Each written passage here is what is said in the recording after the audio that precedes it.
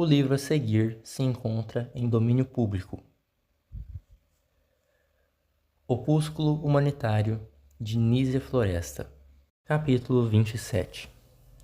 A mulher é como o homem, conforme se exprime o sublime Platão, uma alma servindo-se de um corpo.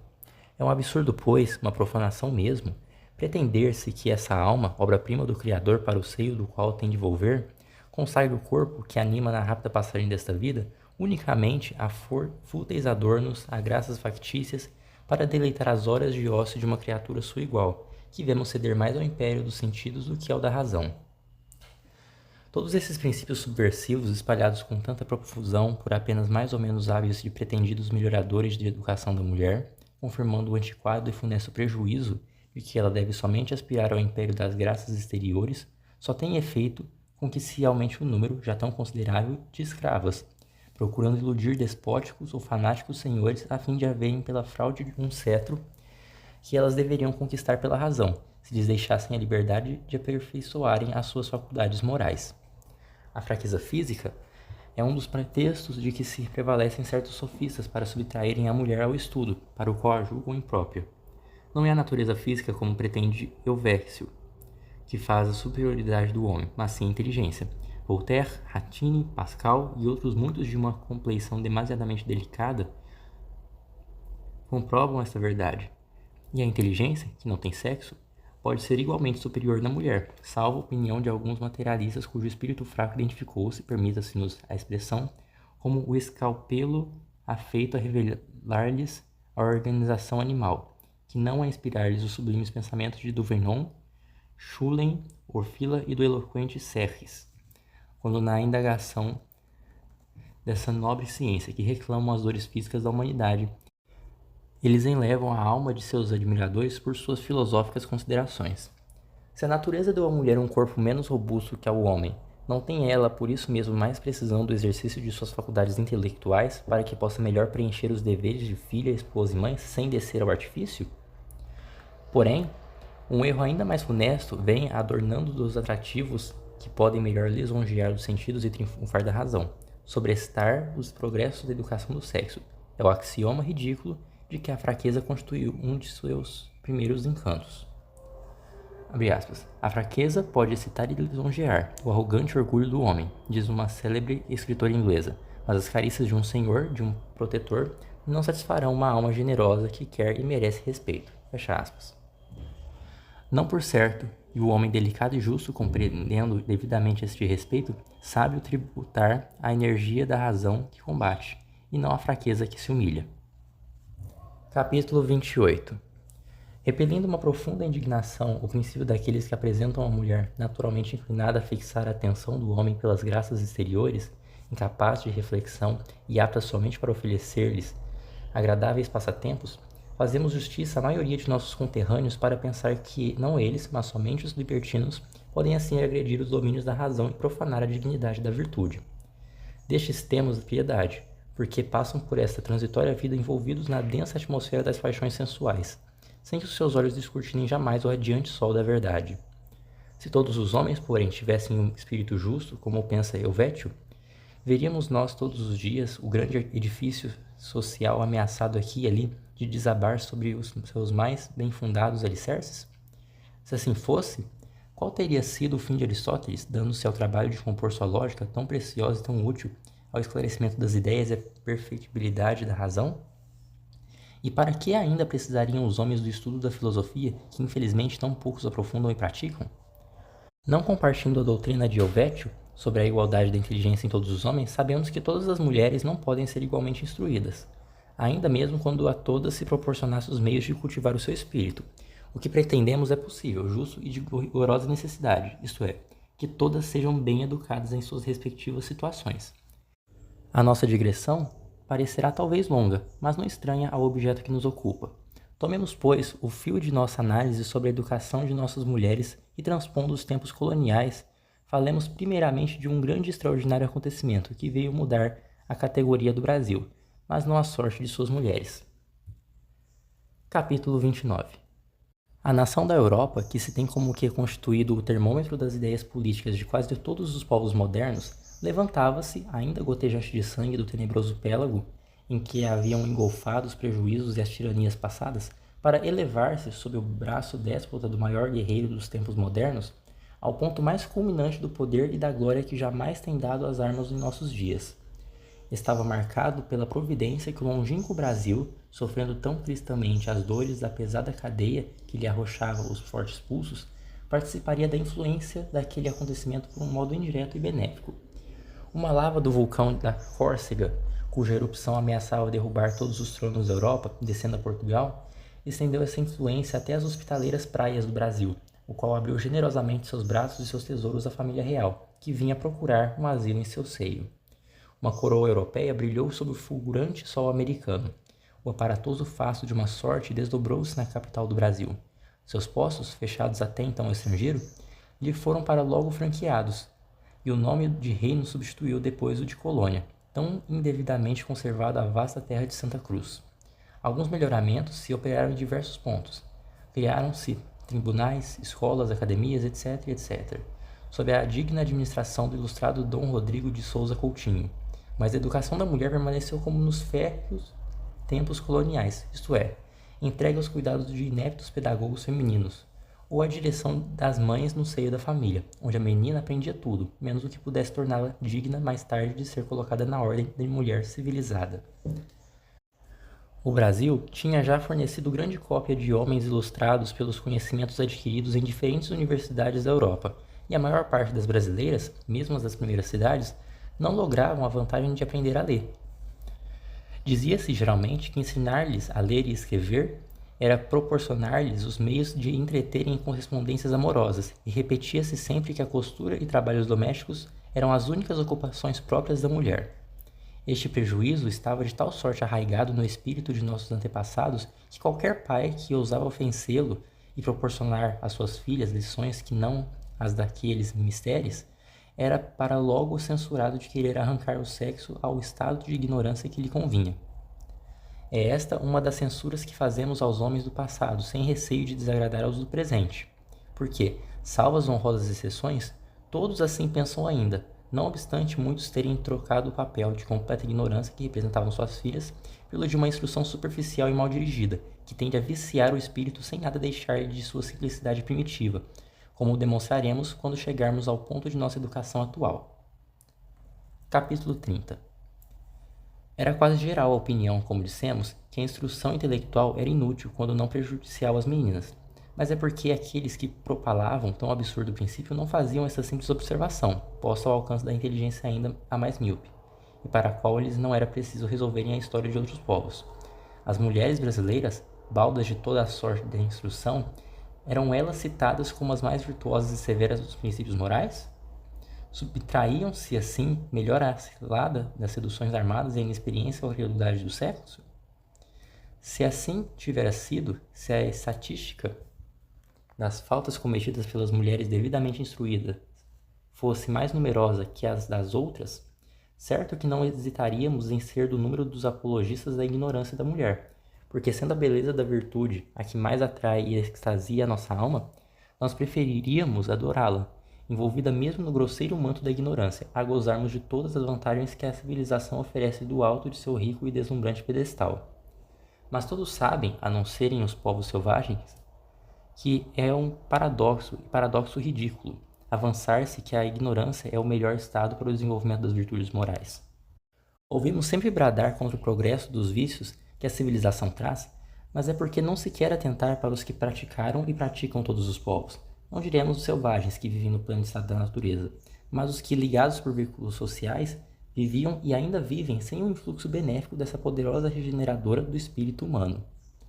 Data de tempos imemoriais o costume dos velhos, esquecidos das faltas de sua mocidade, censurarem acrimoniosamente as da mocidade atual, preconizando aquela entre a qual outrora viveram. Assim também acontece aos povos que se vão libertando do império da ignorância. Hoje, olham alguns como erro o que faziam por dever os seus antepassados. Os homens foram sempre os mesmos, a diferença está nas circunstâncias e no modo com que eles praticam as ações, moldando-as à época em que vivem, à educação que recebem, ao grau de civilização mais ou menos considerável que os vai polindo. Ninguém mais do que nós ama a antiguidade e se entusiasma pelos grandes feitos que nela se praticaram, pelos insignes gênios que a enobreceram. Mas quando vemos entre nós o vício premiado e a virtude oprimida ou desprezada, não somos daqueles que lançam o anátema da maldição sobre as gerações presentes, criando-as inficionadas de vícios por elas inventados, quando são eles somente a reprodução dos que em maior escala cometeram as gerações extintas. Uma só coisa censuramos as atuais gerações, e muito particularmente a nossa: é o não tirarem da experiência que nos fornecem os erros de nossos antepassados o antídoto precioso para minorar os nossos. Do número desses erros é o que nos inspirou este escrito. Capítulo 31. Já vimos a dissolução ou inércia em que caíram os povos que mais têm desprezado ou mal dirigido a educação da mulher, e continua-se, entretanto, a olhar esta artéria vital de geração dos povos, senão com a mesma incúria revoltante de outrora, sem o firme propósito de incluir a reforma de sua educação nos importantes melhoramentos que ocupam atualmente os brasileiros. Aqueles que se contentam de caminhar vagarosamente quando as locomotivas transpõem o espaço com incrível velocidade, poderão dizer-nos que, há muitos anos, possui o Brasil estabelecimentos pagos pelo governo pela instrução primária das meninas. Sabe-se a época em que esses informes estabelecimentos começaram a aparecer entre nós sob o nome de escolas régias. Eram, porém, sumamente raros. E quanto às habilitações intelectuais das professoras que os dirigiram, podem ser aquilatadas pelas que apresentam as de hoje no simples interrogatório, a que se chama entre nós exame público pelo qual passam as pretendentes cadeiras de ensino primários em nossa terra. Se ainda vemos a maior parte desses lugares preenchidos por mulheres cuja principal habilitação consiste no patronato dos que as admitem nele, hoje que se vai crendo finalmente que as meninas devem aprender alguma coisa mais além dos trabalhos materiais, qual não seria a ignorância das mestras primitivas a quem se confiava a tarefa de instruir o sexo?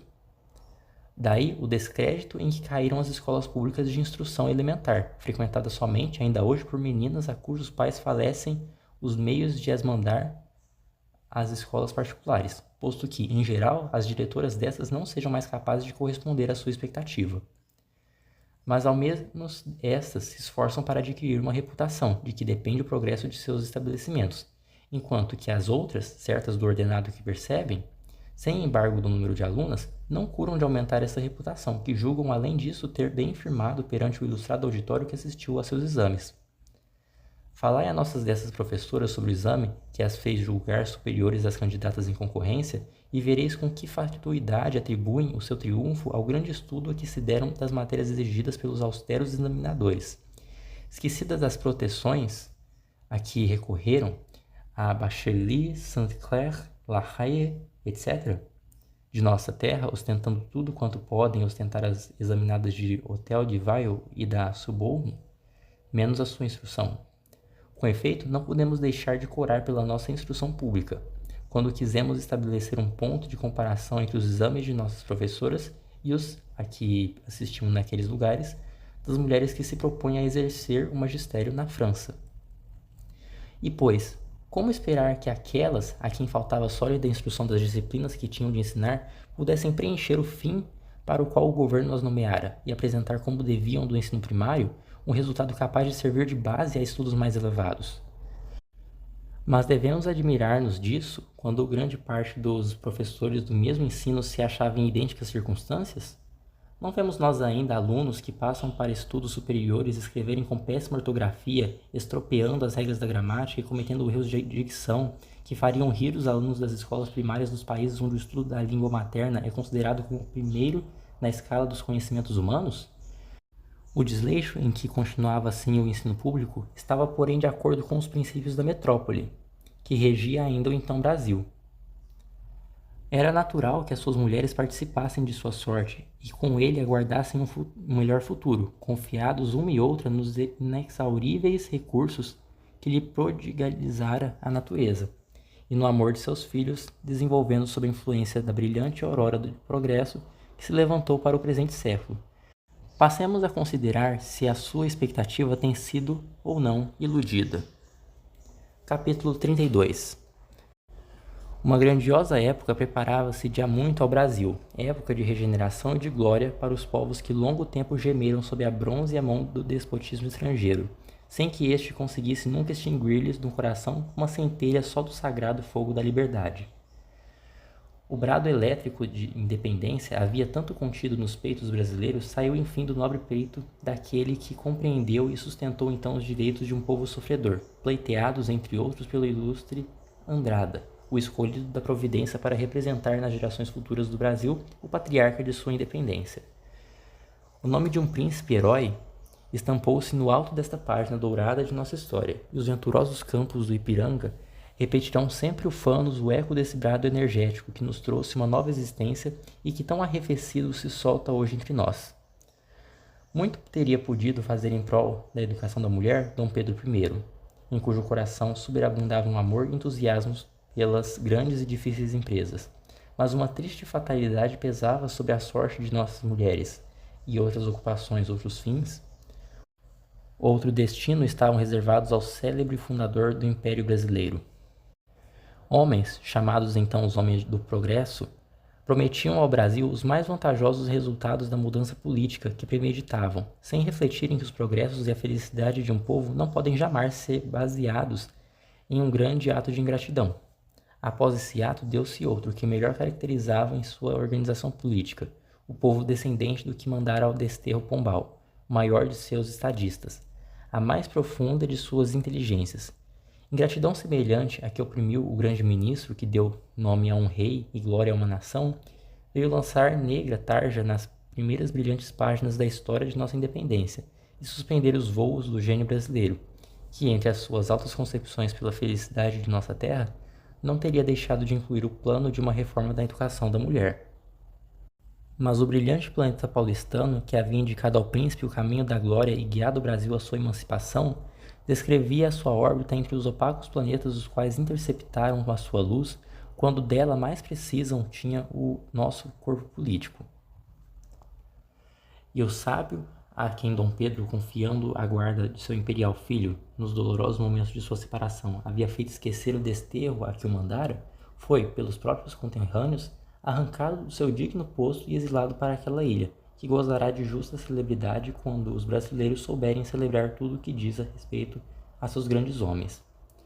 Por agora, consolamo-nos do revoltante esquecimento em que parece entre nós submergido o grande nome de José Bonifácio de Andrada, lembrando-nos dos elogios que tivemos o prazer de ouvir tecerem-lhe alguns sábios da Europa. O grande estadista, o profundo filósofo, o suave poeta septuagenário tem o seu nome escrito pela severa mão da história nas páginas imortais da posteridade. Os homens do porvir o vingarão do indiferentismo antinacional dos homens do presente. Capítulo 33. Desde 1831, goza o Brasil de um governo inteiramente nacional, o que parece ser o alvo para onde convergiam os seus mais ardentes anelos. É, pois, sob este governo que devemos criticar os progressos da nossa educação física e moral, quer doméstica, quer pública, incluindo nesta a que se ministra nos intitulados entre nós colégios particulares. Todos os homens conscienciosos de nossa terra conhecem de há muito a necessidade urgente de uma completa reforma no sistema de educação da nossa mocidade. Muitos lamentam os erros e os prejuízos das antigas doutrinas, que menos ostensivas, porém quase geralmente, continuam, ainda em nossos dias, a dominar nas escolas do Brasil. Entretanto, reconhecemos que o espírito de nossa sociedade de hoje não é o mesmo da de outra. A maior parte dos pais, digamo-lo em abono do progresso de nossa civilização, já não vê, como então, nos bárbaros castigos escolares um meio necessário para os bons resultados da educação de seus filhos. A maior parte, dizemos, porque alguns não somente toleram ainda que homens sem princípios e de medíocre saber, arvorados entre nós diretores de casas e educadores, imprimam a mão na face de seus filhos, mas até exigem que os tratem com todo o rigor para puni-los de todas as suas desobediências domésticas, não sentindo a humilhação que há em constituir um estranho castigador de erros que somente eles deveriam ter sabido corrigir. Temos ouvido, mais de uma vez, pais de família, mesmo nas classes elevadas da sociedade, em que muitos sabem fazer-se obedecer por subalternos seus, confessarem às pessoas a quem confiam a educação de seus filhos que, não podendo contê-los no cumprimento de seus deveres, esperam obter por meio delas este resultado. A fraqueza, que os faz assim perder a força moral junto a essas tenras criaturas confiadas por Deus a seus cuidados, é tão repreensível e desairosa que não precisa de comentário. Pais como esses podem ser comparados ao sadio e vigoroso dono de um terreno fértil, mas inculto pela preguiça de seus braços, que vai pedir ao seu vizinho, a quem falecem iguais vantagens, o alimento necessário para a vida. E quais são, em geral, essas pessoas encarregadas da difícil missão de corrigirem erros inteiramente negligenciados pelos pais e ampliados pelo contato de uma sociedade onde o respeito pela inocência é tão pouco compreendido? Quais as casas de educação cujo regime e instituições baseados na previdência esclarecida do governo e no bom senso dos pais possam garantir a educação radical da juventude? Não se tem visto, mesmo nesta corte, diretores dessas casas transpondo todas as metas de seus deveres profanarem o mais sagrado princípio do magistério, sem que de tão criminosa conduta lhes provenha nenhum prejuízo mais do que o de verem eliminado o nome de um ou outro aluno do livro de sua receita? E é tal a hospitalidade dos brasileiros para com os estrangeiros que, até no ponto de mais transcendente interesse da educação, as faltas destes são mais toleradas que as dos próprios nacionais. Capítulo 34. Nenhuma lei geral tendente à investigação dos colégios particulares foi ainda promulgada pelo governo. Nenhuma medida tomada para que o ensino de nossa mocidade seja convenientemente dirigido. Uma casa de educação entre nós é, em geral, uma especulação como qualquer outra. Calcula-se de antemão o número dos alunos prometidos ou, em perspectiva, as vantagens que podem resultar de uma rigorosa economia, em que por vezes a manutenção daqueles é comprometida. Fazem-se ostensivos prospectos e conta-se com a credulidade do público, sempre solícito em acolher sem exame tudo que tenha a aparência de novidade e de ostentação. À parte as devidas exceções, as nossas casas de educação são dirigidas por pessoas sem a atitude necessária ao desempenho do mais melindroso emprego entre os povos civilizados. Muitas dessas pessoas aportam as nossas praias com o fim de especularem no comércio. Vendo depois frustrados os seus planos de interesse nessa carreira, lançam mão do ensino, e eles metamorfoseados de negociantes e até mesmo de artesãos em preceptores da mocidade brasileira, e afetando para com os pais de família uma distinção e sabedoria que nem a natureza nem a educação lhes dera, mas cuja reputação, aparatosas casas, enfáticos anúncios e pretensiosas promessas sustentam e propagam. Apreciamos em subido grau os talentos dos estrangeiros. Quiséramos mesmo poder reunir em nossa terra todos os que estivessem no caso de instruir-nos e utilizar-nos com os seus conhecimentos de que tanta precisão tem o nosso povo. Mas quais são aqueles que justamente merecem por esse lado a nossa consideração? Poucos, muito poucos. E estes são os primeiros a concordarem conosco nessa verdade. Vivemos algum tempo na Europa e sabemos que as pessoas ali reputadas de letras e habilitadas para o magistério têm sempre em que se empreguem com mais ou menos vantagem. A ideia de deixarem o seu país para virem instruir a nossa mocidade jamais lhes ocorreu, e se por imperiosas circunstâncias alguma a concebe, para logo a abandona, como aconteceu ao distinto poeta literário Antônio Feliciano de Castilho, porquanto o mesmo Portugal, em sua decadência, compreende hoje quanto é desairoso a uma nação deixar emigrar, por escassez de recursos, os gênios que a ilustram.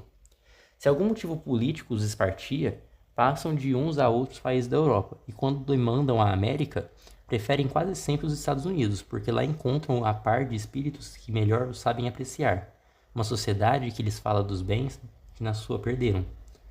Para o Brasil, o interesse material, e somente ele, conduz em geral o estrangeiro, a não serem os curiosos viajantes e naturalistas, cujo amor da ciência os indeniza, no meio de nossa pomposa natureza da falta da civilização europeia.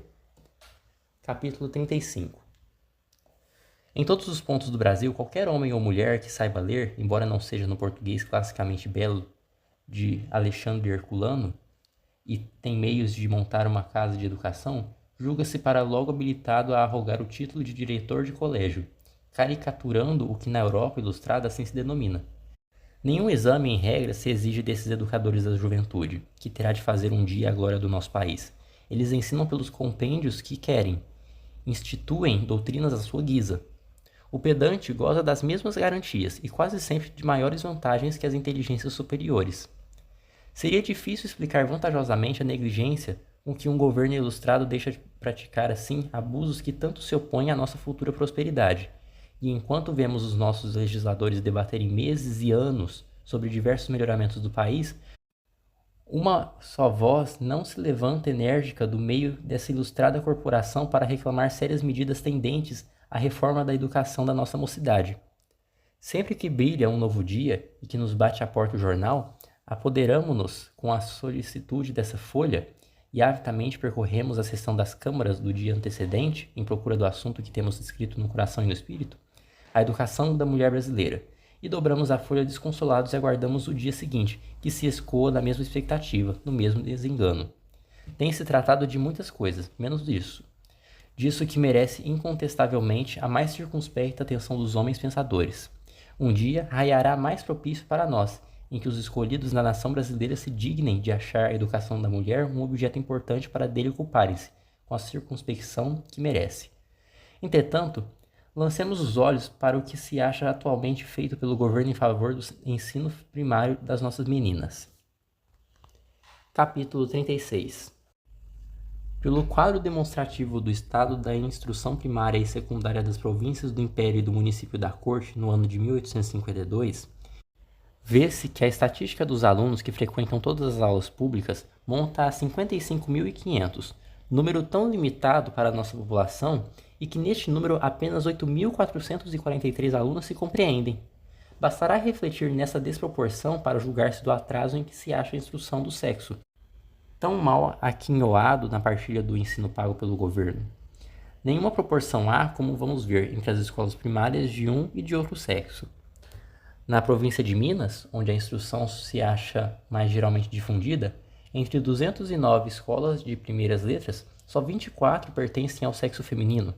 Considerando-se essa tão desproporcional diferença, o sexo parece permanecer ali debaixo da influência do anátema, que fulmina sobre ele um dos mais notáveis presidentes daquela província.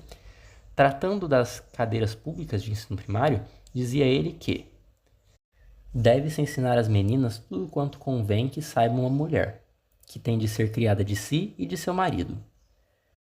Esse severo administrador abstraiu, por sem dúvida do século em que falava, ou confundiu um povo livre, o digno povo mineiro com a malfadada população de escravos que infelizmente o Brasil contém em seu seio. Na ilustrada Bahia, de 184 escolas primárias, 26 somente são de meninas. Menos egoísta para com o sexo, a sua rival na glória, o heróico Pernambuco, fiel às suas tradições, lhe sobressai em equidade, pois que, de 82 escolas, 16 pertencem ao sexo feminino. A província do Rio de Janeiro, com 116 escolas, dá ao sexo 36. No município da Corte, a sede do governo imperial, onde devia-se mais facilitar a instrução do povo, acham-se apenas criadas 9 aulas de meninas. As demais províncias apresentam proporcionalmente a mesma escassez de recursos para o cultivo da inteligência da mulher, e algumas há cujo estado de instrução pública não chegou ainda ao conhecimento do governo geral. Acrescentemos agora ao medíocre número dessas escolas a confusão dos métodos, das doutrinas seguidas pelas professoras, quase sempre discordes em seus sistemas, e, como já observamos, em grande parte sem as necessárias habilitações, e teremos, reduzido à expressão mais simples, o número da nossa população feminina que participa do ensino público e o grau de instrução que recebe. Capítulo 37. No último relatório do Ministro do Império, dando conta à Assembleia Geral da Comissão de que fora encarregado às províncias do Norte, o nosso distinto poeta Gonçalves Dias, achamos uma prova do que acabamos de expender. Abre aspas. A desarmonia em que se acham as disposições legislativas de cada província relativas a tão importantíssimo objeto, a deficiência do método no ensino das matérias, a multiplicidade e má escolha de livros para o uso das escolas, o programa de estudos nos estabelecimentos literários, a insuficiente inspeção em alguns lugares e a quase nenhuma em outros, e, finalmente, a pouca frequência e assiduidade dos alunos, são outras tantas causas desse estado tão pouco próspero. De tudo isto, resulta a necessidade de uma reforma radical na instrução pública, dando-lhe um centro de unidade e de ação que a torne uniforme por toda a parte, e vá gradualmente extirpando os vícios e defeitos que têm até aqui obstado ao seu progresso e desenvolvimento. Fecha aspas. Todavia, apesar deste e outros documentos oficiais, apesar do quanto se tem dito a respeito dos obstáculos que retardam os progressos do nosso ensino público, muitas pessoas recreiam-se aplaudindo a admirável rapidez com que marcha a civilização entre nós. Grande progresso tem feito a educação em nossa terra, dizem os que confundem de ordinário a instrução com a educação, a licença com a civilização. Possuímos na corte grande número de colégios, donde saem cada ano jovens suficientemente instruídas e falando diversas línguas. Vê-se multiplicarem-se os bailes e uma infinidade de pais conduzirem sem reserva a ele e suas famílias, já sem o ridículo escrúpulo de outrora, que os fazia olhar essas brilhantes reuniões como um escolho onde naufragava a virtude. Não há representações de teatro e dança, por mais livres que sejam, onde não se tenha o prazer de contemplar hoje o belo sexo tomando parte no interesse dos espetáculos, sempre aplaudidos pelo nosso ilustrado público. A nossa mocidade já não precisa, para distinguir-se no mundo, de moldar suas ações pelas de nossos antepassados que mais mereceram os respeitos e os encômios de seus contemporâneos. Nós, porém, que não costumamos julgar da educação e dos progressos de qualquer povo pelas numerosas instituições de bailes, nem pelo desprezo da mocidade pelas coisas mais respeitáveis, iremos por diante em nossa ligeira análise, estendendo-a a todo o Brasil, em muitos lugares do qual as gerações se vão ainda sucedendo, sem alteração sensível do progresso. Capítulo 38. Quando o mesmo governo confessa, à vista de provas autênticas, ser por toda a parte do Brasil pouco lisonjeiro o quadro que apresenta o estado da instrução pública, devemos nós regozijarmos-nos da marcha progressiva da nossa civilização? Cometeríamos um grande ato de injustiça se, como aqueles seus apologistas, deslumbramos da perspectiva fosforicamente brilhante das reuniões de nossas capitais, entre as quais tanto sobressaem as dessa corte, foco da civilização brasileira, esquecêssemos as nossas meninas do interior das províncias, condenadas ainda à sorte de suas mães sob o regime colonial. Demais, sem precisar ir longe da capital do império, não se vê ainda em algumas casas a mulher tal qual a descreveu Ferdinand Denis, quando viajou entre nós? Depois de falar dos melhoramentos da sociedade do Rio de Janeiro, diz ele, abre aspas, se nos voltássemos ao interior das casas brasileiras, veríamos que, no fundo do santuário da família, à sombra dos antigos lares, a maior parte dos velhos costumes ainda permanece. Lá ainda se pode fazer a cesta durante as horas, sem que a atividade sempre crescente dos europeus mude algo nesse costume. Lá, as mulheres brasileiras que apareceram na igreja vestidas com as nossas roupas francesas retomam o vestuário brasileiro. Raramente sentada, quase sempre agachada nos calcanhares, a brasileira faz rendas como se fazia no século XVI. Ela bate com a palmatória em suas negras, etc, etc. Instamos, portanto, em clamar energicamente contra a escassez de meios de educação que assim expõe grande parte de nossas mulheres a merecer tão acre censura. A desproporção que demonstramos haver entre as escolas públicas de ensino primário apresenta-se mais considerável ainda nos estabelecimentos particulares de merecido renome, quer na corte, quer fora dela. Não somente os que pertencem ao sexo são em muito menor número, mas também não oferecem geralmente um estudo regular do ensino secundário, ensino vedado ainda hoje às nossas meninas em estabelecimento público, e nos particulares nenhuma aula existe de algum dos ramos das ciências naturais, cujo estudo tão agradável e útil seria às mulheres que nascem, vivem e sentem no meio da nossa rica natureza tropical. Com grande prazer vamos vendo muitos dignos brasileiros, animados hoje do verdadeiro espírito de progresso, irem triunfando do indiferentismo e apatia de seus antepassados, para se porem à frente do ensino da mocidade, em diversos pontos, principalmente desta província e de Minas. Congratulamo-nos por tão nobre empresa e fazemos sinceros votos pelos prósperos resultados de sua louvável dedicação. Mas não podemos deixar de sofrer quando, enumerando esses novos estabelecimentos, nenhum encontramos pertencente ao sexo feminino. Nessas províncias, encontram já meios de instruir-se em diversos ramos do ensino os rapazes, que outrora iam com mais ou menos dificuldades procurá-lo longe de suas famílias. Entretanto, as meninas cujos pais, por justas considerações, não ousam aventurá-las em uma longa ausência de suas vistas, acham-se ainda privadas dessa vantagem. Os provincianos, mormente os que viveram algum tempo na parte mais ilustrada da Europa, deviam desprezar destarte a educação da mulher? Alguns, possuindo grande fortuna, não poderiam em suas respectivas províncias aliviar-lhes os males provenientes da falta de educação, atenuando senão preenchendo em geral a lacuna deixada pelo governo. Entregamos à consideração dos mais cordatos e amigos do progresso este expediente, aliás, de tanto momento para as províncias a que se prezam de pertencer.